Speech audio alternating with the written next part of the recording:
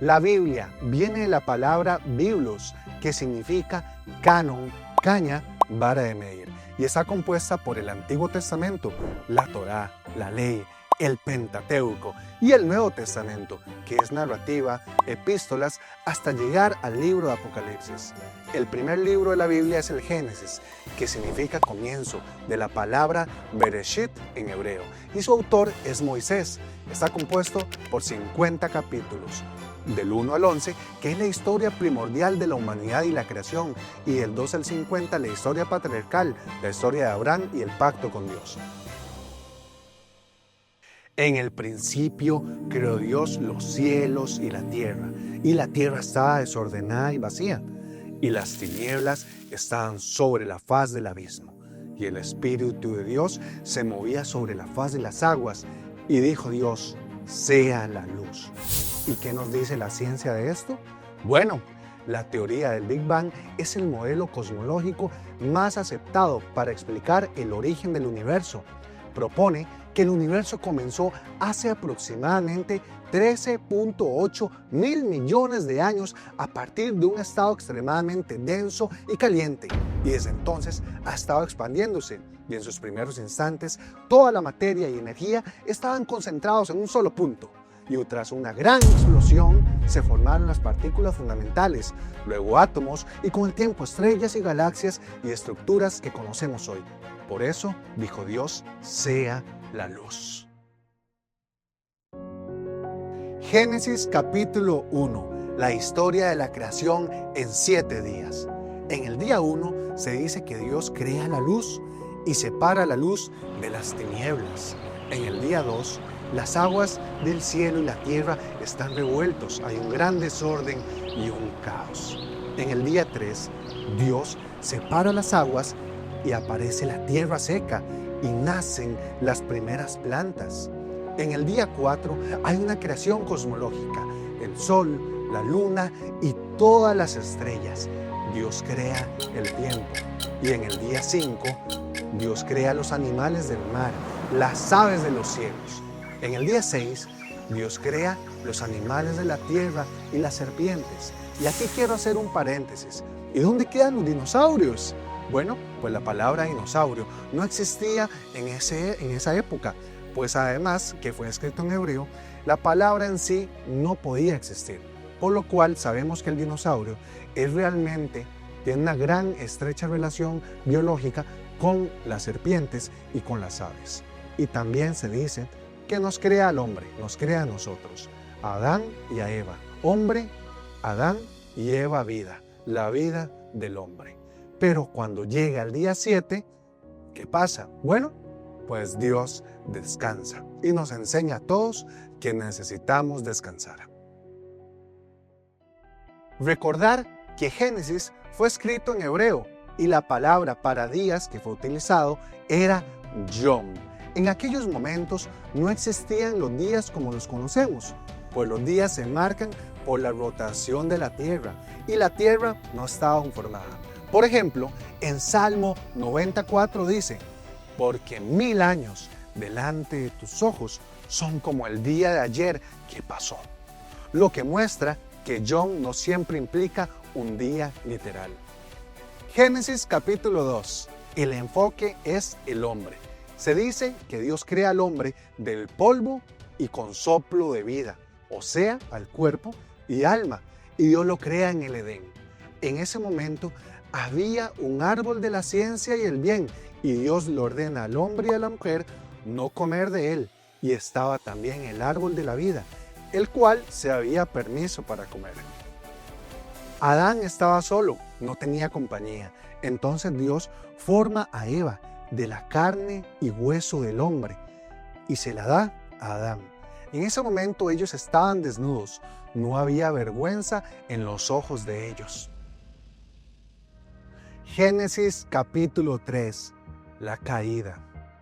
Pero la serpiente era astuta, más que todos los animales del campo que Jehová había hecho, la cual dijo a la mujer, ¿con que Dios os ha dicho, no comáis de todo árbol del huerto? Y la mujer respondió a la serpiente, del fruto de los árboles del huerto podemos comer, Pero del fruto del árbol que está en medio del huerto, dijo Dios, no comeréis de él, ni lo tocaréis, para que no moráis. Entonces la serpiente dijo a la mujer, no moriréis, sino que sabe Dios que el día que comáis de él serán abiertos vuestros ojos y seréis como Dios, sabiendo el bien y el mal. Y vio la mujer que el árbol era bueno para comer y que era agradable a los ojos, y el árbol codiciable a alcanzar sabiduría. Y tomó el fruto y comió, y dio también a su marido, el cual comió así como ella. Entonces fueron abiertos los ojos de ambos y conocieron que estaban desnudos. Entonces cosieron hojas de higuera, hicieron delantales. Ahí entra el pecado al mundo, la desnudez, la conciencia a los ojos del hombre. La desobediencia tiene consecuencias. A la serpiente se le maldijo, a la mujer que tendría dolores de parto y al hombre que la tierra sería maldita en su trabajo. Pero lo peor, la expulsión del Edén y además de no poder comer del árbol de la vida. No todos son malas noticias.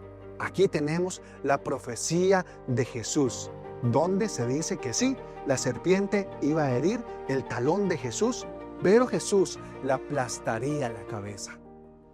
Capítulo 4. La historia de la descendencia de Adán y Eva. Se dice que tuvieron 2 hijos, Caín y Abel. En esa época, Caín y Abel dieron ofrendas a Dios, pero a Dios le agradó más la ofrenda a Abel, por lo cual eso hizo que Caín enfureciera mucho y tuviera celos. Y en su corazón planeó todo para matar a su hermano. Y en un día mató a su hermano. Esto a Dios lo hizo enojarse y lo confronta. Y Caín miente. En ese momento Dios, con desagrado, lo saca de la tierra y lo hace un hombre errante. Caín huye al oriente y ahí tiene descendientes como el poderoso Lamec. Y se nos narra que en ese momento ya había construcción, ciudades, música y herrería. La primera historia de la civilización humana, el Oriente. Capítulo 5. Bueno, Caín y Abel ya no están. Uno fue asesinado y el otro huyó. Pero Dios le da un nuevo hijo a Eva, a Set. Y aquí se cuenta las generaciones de Set hasta Noé. La historia de Enoc, el hombre que caminó con Dios y subió al cielo sin morir. De Matusalén, el hombre más longevo de la historia, con 969 años, y de Lamec, el padre de Noé, el famoso Noé. Capítulo 6. La maldad se multiplicó en la tierra. Los hijos de Dios, Bet Elohim, traducido como ángeles, ven a las hijas de los hombres y las codician y tienen hijos con ellas. Los gigantes en la tierra, los famosos Nephilim, caídos, valientes héroes de la antigüedad y varones de renombre. Aquí quiero hacer un punto. La historia de Gilgamesh y Uta-Napishtim y además la mitología griega. Gilgamesh fue un gran héroe en la época de Mesopotamia y sus historias se escribieron 1200 años antes que el libro de Génesis. Una en particular narra la historia de un diluvio donde conoce a Uta-Napishtim, el héroe de esta historia, y narra cómo hubo un diluvio que destruyó toda la tierra. Y además tenemos las historias de la mitología griega, donde hijos de dioses bajan a la tierra, tienen mujeres y además hijos con ellas. Eso no significa que haya diferentes religiones que contradigan a la Biblia. No, al contrario, son cosmologías diferentes, diferentes visiones con que otros sectores de la humanidad, sin conocer al Dios único, narraban la historia desde su punto de vista. Dios vio maldad en el hombre, se arrepiente de haber creado al hombre y le dolió en su corazón. Decide destruir la vida y dijo, no contenderá mi espíritu con el hombre, no vivirá más de 120 años. Noé, en cambio, halló gracia ante Dios. Se le instruyó construir el arca, que duró entre 50 a 120 años, y lo raro es que nunca había llovido en la tierra. Capítulos 7 y 8. Noé y toda su familia entran al arca. En ese momento no había caído ni una sola gota de lluvia en la tierra. Pero ¿qué pasó? Dios envía un diluvio de 40 días y 40 noches. Hubo 150 días de pura agua sobre la faz de la tierra. El arca se asienta sobre el monte Arad en Turquía. Estuvieron allí 1 año y 10 días. Imagínense con todos los animales que llegaron al arca. En ese momento envían mensajeros, palomas, para ver si hay tierra seca.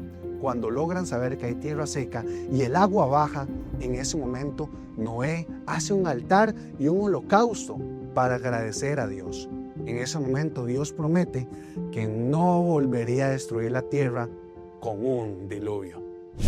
Capítulo 9. Dios bendice a Noé y su descendencia. Noé tenía 3 hijos, Jafet, Sem y Cam. Se les permite comer carne, pero no su sangre. Y además Dios en ese momento hace un pacto de arco iris, donde dice que no volvería a destruir la tierra a causa de un diluvio. En aquel tiempo Noé plantó un viñedo y lamentablemente se emborrachó. En ese momento Cam, uno de sus hijos, entró a la tienda donde Noé su padre estaba ebrio y lo vio desnudo. Y no se lo guardó, fue y se lo contó a sus otros 2 hermanos. Entonces Noé su padre, al enterarse de esto, se decepcionó muchísimo y enojado maldijo a Canaán, el hijo de Cam. Esto fue un castigo generacional que marcaría la historia de las naciones y la enemistad entre los israelitas y los cananeos. Génesis capítulo 10. Las generaciones de Noé. Jafet, Cam y Sem. Jafet tuvo hijos en Europa y Asia. Todos ellos se distribuyeron por esos continentes y además se trasladaron luego al continente americano. Cam, su descendencia, habitó en África, Egipto, Cus y Babilonia, todo lo que es Mesopotamia. Y Sem tuvo los hijos en Medio Oriente, los hebreos, los semitas. Uno de sus descendientes más famosos es Abraham, el cual tuvo hijos a Ezequiel, que son los musulmanes, y a Isaac, los judíos. Capítulo 11. La Torre de Babel. En esa época se hablaba un solo idioma. Es la historia del Sinar, el que nos narra la Biblia. Este Sinar significa tierra entre ríos. Los ríos Tigris y Éufrates. Babel se encontraba donde está actualmente el país de Irak. En Mesopotamia se descubre el ladrillo cocido. Eso ayuda a construir y edificar ciudades. Deciden construir una gran ciudad y una torre, ¿sí?, que llegue hasta el cielo. Y dijeron, haremos un gran nombre de nosotros en la tierra. En su corazón había soberbia. Entonces Dios bajó hasta aquella ciudad y vio el orgullo de aquellos y decidió confundir sus lenguas. Esto para que no se pudieran entender entre ellos. Babel significa confundir en hebreo y Babiliu, puente a Dios en babilonio. Y aquí hay una gran relación de palabras. La torre de Babel era un migdal, que significa torre en hebreo.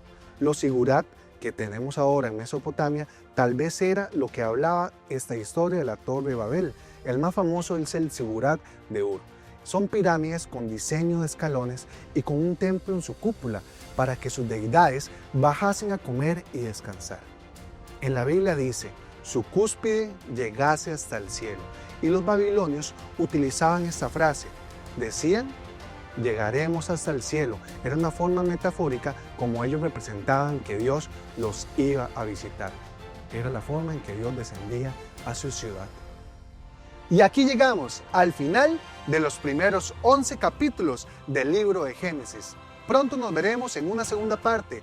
Y esto fue Enigmas de la Biblia.